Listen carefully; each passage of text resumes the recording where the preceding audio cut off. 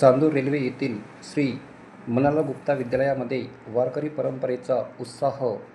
संत तुकाराम महाराज यांच्या संदेशातून वृक्षारोपण व वृक्षवाटप.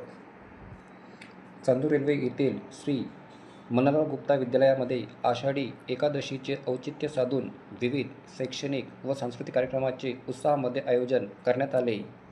संत तुकाराम महाराज यांच्या वृक्षवल्ली आम्हा सोयरे वनचरी या अभंगाचा संदेश जपत पर्यावरण संवर्धन आणि संस्कृतीचा अनोखा संगम या कार्यक्रमातून घडवून आणण्यात आला. विद्यार्थ्यांच्या सर्वांगीण विकासासोबतच त्यांच्या अंगी असलेल्या सुप्त गुणांना वाव मिळावा या उद्देशाने विशेष कार्यक्रमाचे आयोजन करण्यात आले. कार्यक्रमाची सुरुवात पारंपरिक वेशभूषेमध्ये सजलेल्या विद्यार्थ्यांच्या भव्य पालखी सोहळ्याने करण्यात आली. विठ्ठल रुक्मिणी, संत ज्ञानेश्वर आणि संत तुकाराम महाराज यांच्या वेशभूषेमध्ये सजलेल्या चिमुकल्यांनी उपस्थितांचे लक्ष वेधून घेतले. टाळ मृदंगाच्या गजरामध्ये आणि ज्ञानोबा तुकारामच्या जयघोषात संपूर्ण परिसर भक्तिमय झाला होता. विद्यार्थ्यांनी सादर केलेल्या वारकरी नृत्य आणि भजन गायनाने कार्यक्रमाची रंगत आणखीनच वाढली. आषाढी एकादशीचे औचित्य साधून केवळ धार्मिक परंपरा न जपता सामाजिक उत्तरदायित्वाची जाणीव विद्यार्थ्यांमध्ये निर्माण करण्यासाठी वृक्षारोपण आणि वृक्षवाटप करण्यात आले.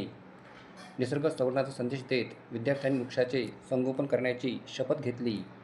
शिक्षण म्हणजे केवळ पुस्तकी ज्ञान नव्हे तर संस्कृती, परंपरा आणि पर्यावरण जपण्याची शिकवणही होय.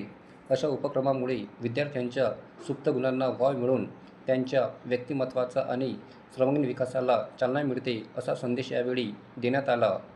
यावेळी कार्यक्रमाला शाळेचे मुख्याध्यापक नितीन कडू सर, शिक्षक Dashrath Hingankar sir, Tushar Thakare sir, Sanil Zopate sir, Prakash Thakare sir, Prashant Makeshwar sir, Mudassar Shaikh sir, ज्येष्ठ शिक्षिका Swapnali Chaukhande madam, Ashwini Deshmukh madam, Vaishali Giri madam, Bhagyashree Avghad madam, Sharayu Kale madam, Sabiya Pathan madam, Sheela Kanke madam तसेच शिक्षकेतर कर्मचारी विश्वजित भाऊ देशमुख, गजानन भाऊ चव्हाण आणि बाळासाहेब भाऊ देशमुख यांची उपस्थिती होती.